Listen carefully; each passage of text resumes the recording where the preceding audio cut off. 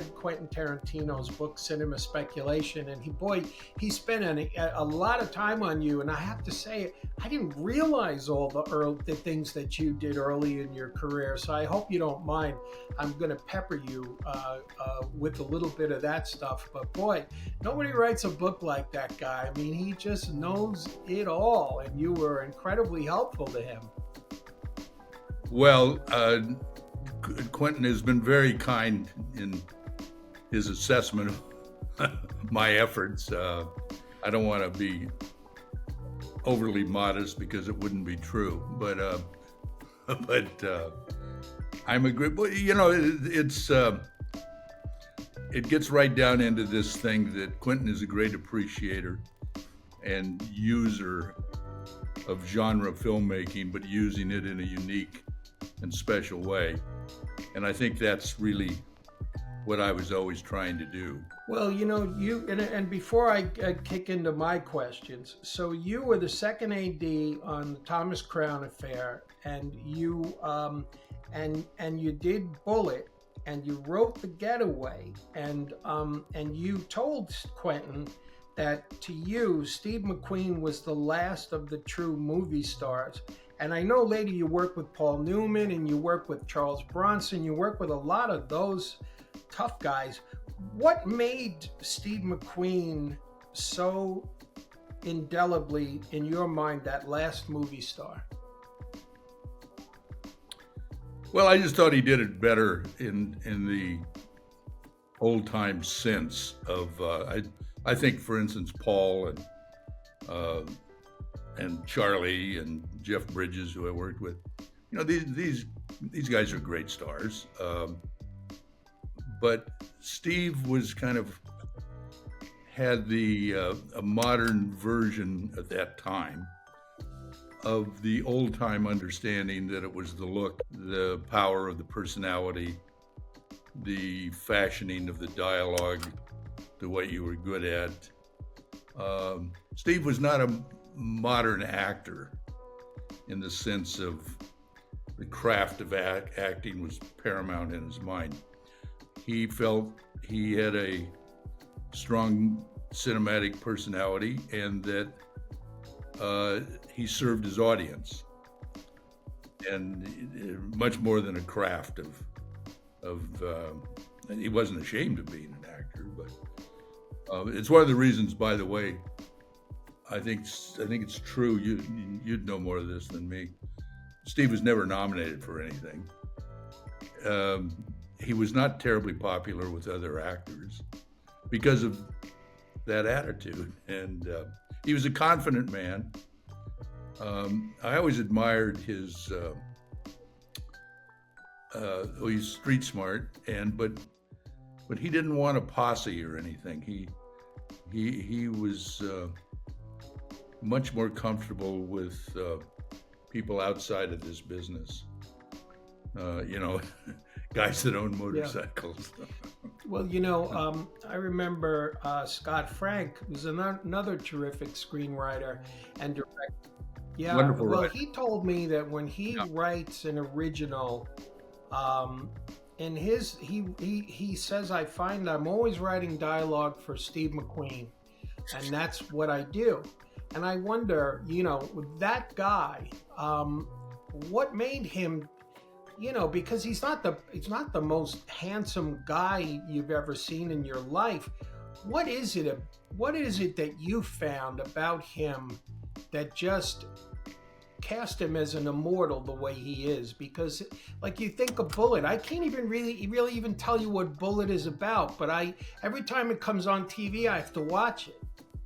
Well, I'm a great admirer of Scott's. I know what he means about. I think I've always been writing dialogue for Steve and Lee Marvin throughout my career, and sadly, I never got to work with Lee. Only really met him a couple of times, but both of them really illustrate the power of a certain kind of acting, writing, presence. People ask, you get to be a certain age, and people ask you for advice like you're some know-it-all or something. But one of the things that when you're dealing with personalities that you want on the screen, like McQueen's or Lee Marvin's, as far as that goes, don't make them carry the don't make your lead carry the scene. Let them react.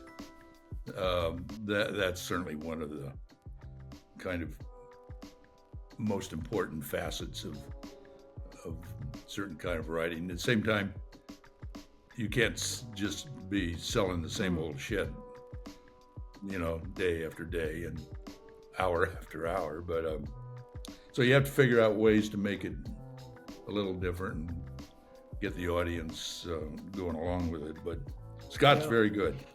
Well, and I've got one other question on The Getaway, and Evans, God rest his soul, has told me many times, just shakes his head and says, Bob Evans, he was like, why did I push my wife to do that movie? When I was distracted, et cetera, et cetera. You wrote that picture. How long into production before it was very clear to you that Evans had made a terrible mistake with his marriage? Well, Bob said to me several times, I wish I hadn't liked your script so much. And I tell this story, and I think no one believes me, but when the movie was coming together, Steve's company was the foundation company, and he moved it to, it was originally going to be a Paramount movie. Steve moved it, and Freddie Fields moved it to the First Artist, which was through Warner's. And so Steve had an enormous voice in even more than the movie star angle in turning the movie out. As a matter of fact, later he got in trouble with Sam Peckinpah because he replaced Jerry on the score and went to Quincy, which upset Sam a great deal. Anyway, what I'm stumbling forward trying to tell you is that originally Steve did not want Ali MacGraw at all. He was furious about the idea because he thought it was Paramount and Bob Evans imposing on what he saw as his film. And it was Peckinpah that was very much the champion of putting Ali in the movie. And then, of course, the irony being that once they started working together, the sparks began to fly, and we and we know how it ended. Boy, you did know. And you know what? I said I'd get off McQueen, but I got one more. And this was this also I read in Quentin's book, that that Bogdanovich sits down with Steve McQueen when he was going to direct, and Steve says, "Oh, all right, what kind of guns are we going to have?" Now that was that The Getaway, or was that? That was The Getaway. And so what happened? Yeah. I gather Peter shined him on a bit, huh? Well, I think Peter was unprepared for the question, and it wasn't. Peter was, made some very fine movies, and I don't know that the marriage of Steve and Peter was ever going to really be productive. Shine him on sounds rather pejorative. I don't. He did try to shine him on because he didn't have an answer, but his technique was with great stars. I saw him in action when we were starting to work together on What's Up, Doc, and he was working with Streisand and Ryan. And he was a very flattering, in cajoling the actors, he was very flattering and teasing almost about their success and their star power and their, and all that kind of business. And it was very effective with certain actors. It was not an effective technique to use on Steve. He wanted hard, direct answers to specific questions, or I think he felt you were faking it. And so he and Peter parted ways. I had very negative emotions about that. Peter had hired me, and I liked Peter very much. Liked Peter and Polly. I was very close friends with Polly until her passing a few years back. Of course. Well, all right. So now I'm going to start on my questions about your formative influences. What film or series lit your fuse that you saw as a young man and made you have to tell stories on screen?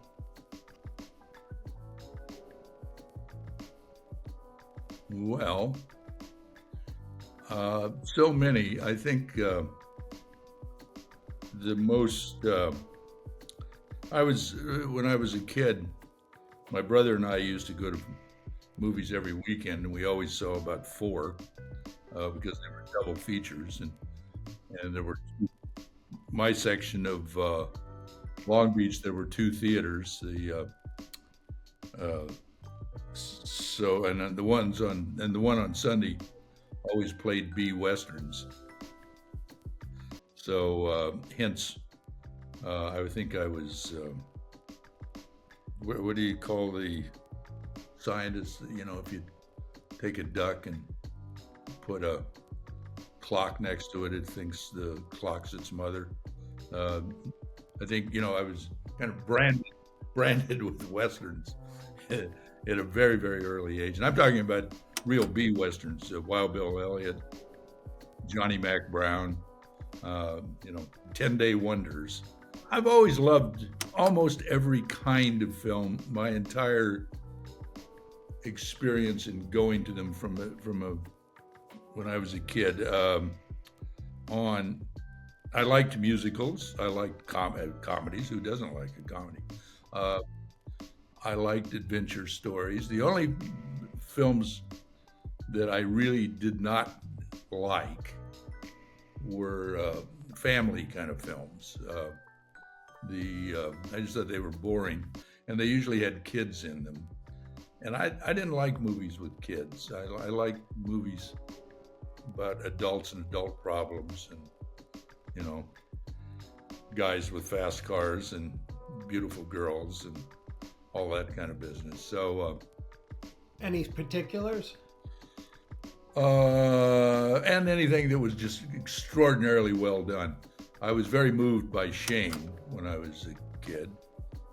In my last few years in high school and on through college, I really started becoming enormously enamored with the European cinema and the Asian cinema.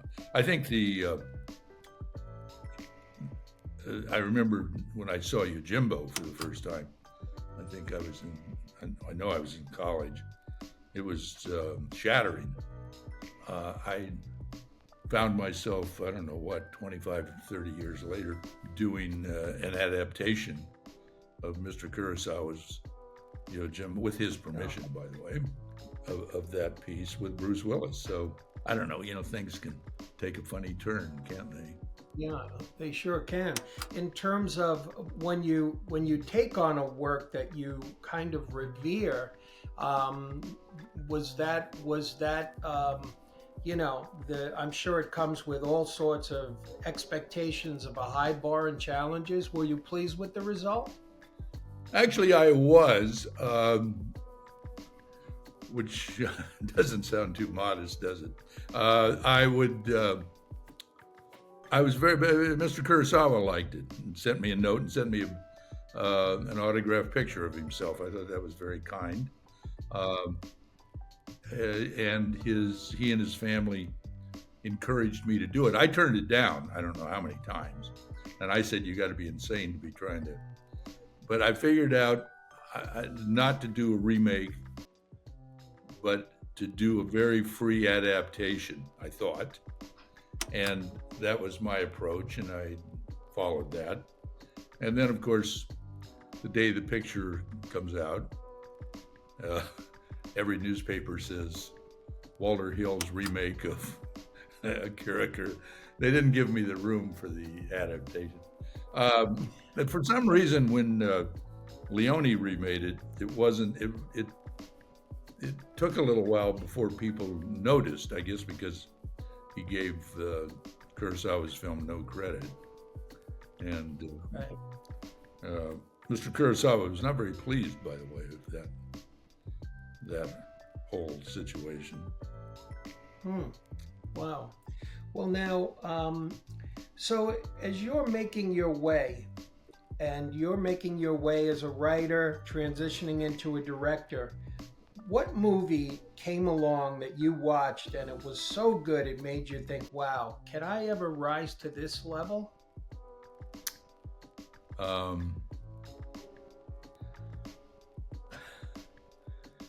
I don't think that's the way I looked at it. I always felt that to me, the greatest fear was, would I get my chance? I was reasonably confident that if I got a chance, I could pull it off. I didn't really doubt myself in those ways. You know, can I shoot something? Can I work with a cameraman? Can I edit? Can I didn't know a lot. I should have probably been a little less confident, but I was young. I had been around shooting too. I mean, I had worked in production, and I had been around filmmaking, so I didn't come into that part cold the way many writers that become directors do. And the whole set organization, politesse of what happens on sets and how to deal with things.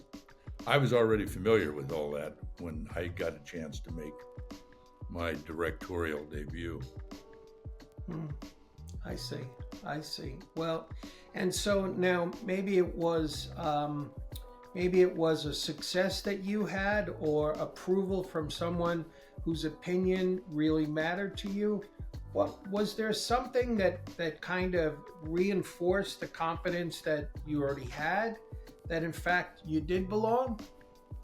Well, listen, my early career is so bound up with Larry Gordon, and Larry believed in me. He hired me to, we made a deal. I would write for the minimum wage and direct for the minimum wage, but I got to direct. And Larry said, I remember, he said, well, at least, I'll take a chance on you. This way I'll get a good script, and you can't be much worse than the directors I've been working with. So he wasn't, by the way, he was not talking about Milius. He was talking about back in the AIP. But Larry, very much, as we all do, very much admired John and the movie they did together, Dillinger. 48 Hours. I'll never forget. I can remember myself sitting in the theater, and that bar scene takes place. And at the end of it, you know, there's a new sheriff in town, and his name is Reggie Hammond. I'm sitting there and going, man, I just watched the movie star get born right there in front of my eyes. When you shot that scene, what did you think at the end of it? And also, how much ad-libbing did Eddie do there? Not that much. And, but he did it so well. I mean, he did the dialogue. He made it so fresh and so real. He didn't seem like a character in a movie. It seemed himself. And Larry Gross and I wrote and rewrote the dialogue so many times. And then the day we shot it, worked very well. What did I think at the end of the scene? Well, it so happened Larry Gross was on the set that day and was standing next to me a lot of the times. And when we finished, I looked at Larry and I said, I guess I was imbued with the capitalism of it all. I looked at Larry and I said, "We're rich." and what I should have said was, "Eddie's rich." And are going to be. And but that was a fun film to do. And Eddie certainly came through, did a beautiful job, as did Nick. Every time Eddie got in trouble, we'd cut to Nick, and Nick was always doing something interesting. So always something interesting. A perfect two-hander. Going in, did you did you have a feeling that Eddie would skyrocket the way he did when you started? We had another actor. He then got out of it, couldn't do the picture because he was in a play and he was traveling. He couldn't get out of it because we had tough dates, because we had to get the picture out at Christmas. That was part of the deal going in. And my girlfriend at the time, who is a film agent, actor's agent, suggested her client, Eddie Murphy, who was on Saturday Night Live. Now, as I generally say, trust me, it is something of an exaggeration. I was usually drunk and asleep on Saturday night by the time Saturday Night Live came on. And so I really wasn't too familiar with Eddie, and although I'd certainly seen bits of him. And she sent me a bunch of tapes, and I really liked the tapes. And I remember it was in my office there at Fairmont. I looked at the tapes that morning, and after I got done, I called Michael Eisner and said, "I'm going to send you these tapes. I think we ought to sign this guy.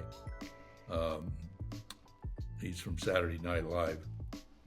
And much to my surprise and to his credit, Mr. Eisner, who didn't get along with me very well, called back and said, "Yeah, let's go with him if we can make a proper deal," and which wasn't too hard since he had never even been in a movie. And we went with Eddie. I told Nick, I remember, I went and met, because Eddie couldn't even, his schedule was so tight, he couldn't even come to LA. He was, rehearsing and shooting the show. So I flew to New York, we met and talked. And I came back and I sat down with Nick and I said, "Look, I have to give you some news here, Nick. We're going with Eddie, and he's not a trained actor. He's a great talent. But he's not a trained actor. So for you, what this means is it's like working with a kid or a dog." I said, the one take he's really good, that's the one we print. So you got to be good every take. "Oh, that's not fair, Walt. God damn it. I was saying, how do you know? But Nick loved Eddie, and they got along great. And Nick was good almost every take. I mean, so it worked out fine. All these things are laughable in retrospect, and yeah, and it worked out well. Things come together. Sometimes you catch the wave, sometimes you don't. There's a chemistry that is really, you certainly try to create it. You try to write it. You try to create it on the set and go with it in post, but it's not always there. It just, and it's not because you did anything any different than on films that were more successful. So. Well, and you co-produced the movie Alien. Ridley Scott told me this great story about how he was going to make a movie, and then he went with, I think it was David Putnam. They were making this movie together, and they went to see Star Wars at an early matinee. And Ridley walked out of the theater, and he turned to him and said, I can't do this movie with you. I got to go make a space movie. And he said that basically, and I think at the time he said, he named all these directors who were possibles for Alien. I think Robert Altman was one of them, which was a hard movie. No. Ridley always gets this story wrong. I mean, he of course is a major director and great talent, great shooter. No, it was Robert Aldrich, and we never sent the script to Bob Altman, and Robert Aldrich wanted to do it. He would, well, in the first place, we sent it to a lot of directors. They all turned it down. There was like bam, bam, bam, bam, bam, turned it down, and then but early on we had sent it to Robert Aldrich. Aldrich liked the script. I went over. David Giler and I went over to Aldrich's office over there near Paramount. And he had this, sunken thing, sofa and a giant desk over here, and you were really in. The lights were down, and he was. I liked Bob very much. I got to know him later, but that was the first time I really met him. He said, "Well, this is. I like this script. It's a patrol script. That's good. That's good." He said, it's all about, he said, it's kind of, it'll work and it'll do very well if we get the monster right.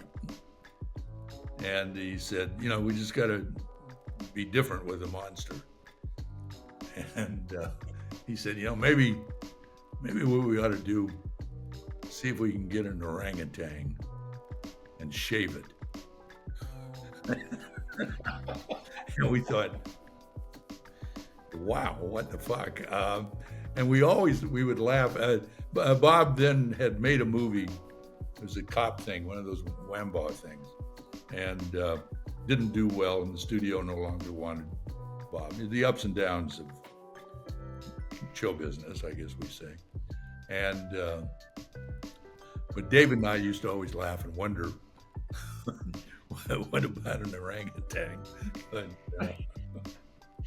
and who's going to shave him? And who's going to shave? Very good, yes. I love that. And I got to ask you, The Warriors. So this is a movie that, again, another one, when I come across it and I'm flipping channels, I always have to stop, no matter where we are in the film. No stars, really. I mean, James Remar became, and you used him in 48 Hours later on. He was a young guy. This movie holds up. They keep talking about trying to remake it. And Chad Stahelski told me that on the last John Wick, he just basically completely cribbed that whole the part of the thing where you had the DJ and she was providing the progress reports and the songs. And he said to me, he goes, you know what? I hope when Walter Hill sees this, he takes it as the homage that I meant it to be, because I loved that film. But what is it about that movie that just makes it an all-timer in your mind? Well, I think you're very kind in your assessment. I always thought it was a good story, and it was a story that was impossible to have movie stars in, which was, I thought, thank God we don't have to go through that process on this one.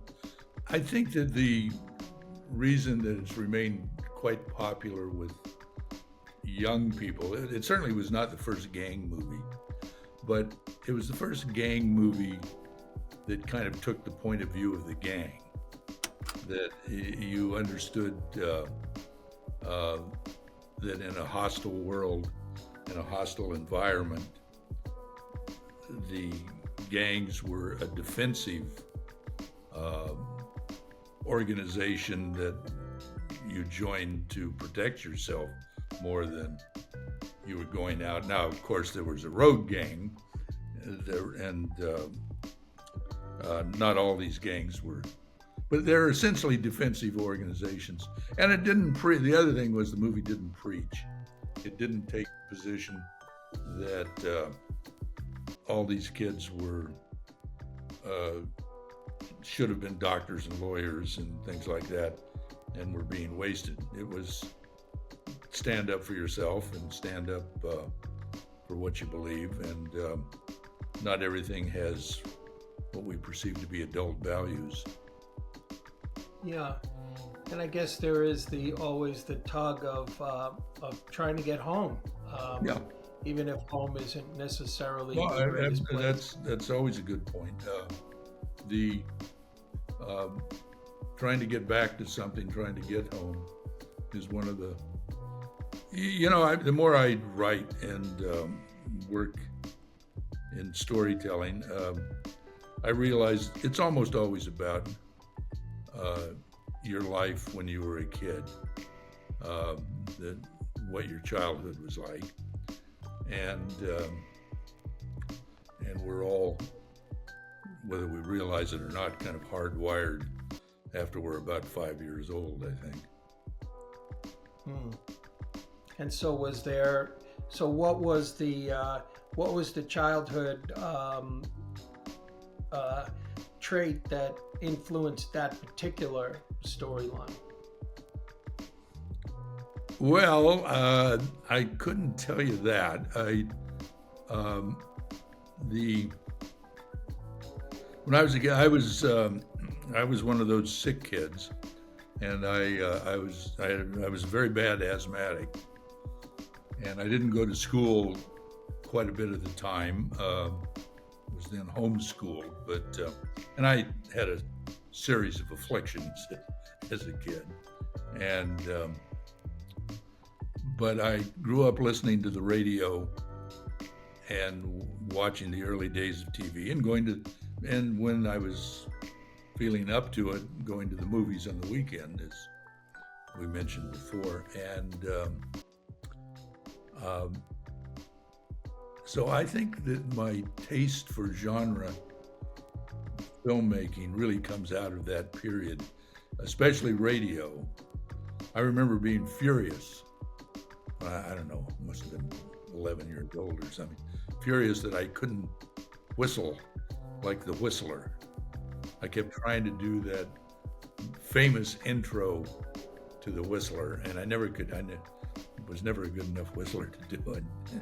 And but the film noirs are a direct offshoot of the radio, the darker suspense, or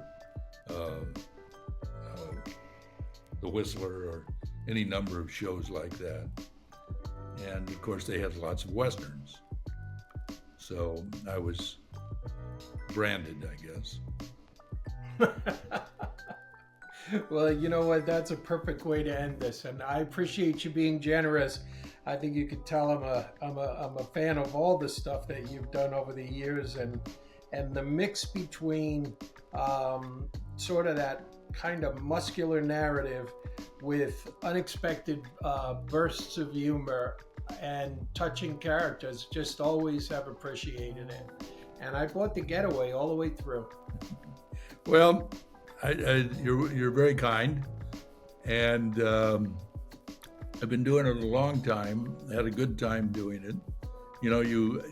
I always say, don't complain about reviews or something. You ask yourself to the party, and these are the rules. And it's a tough ball game in many ways.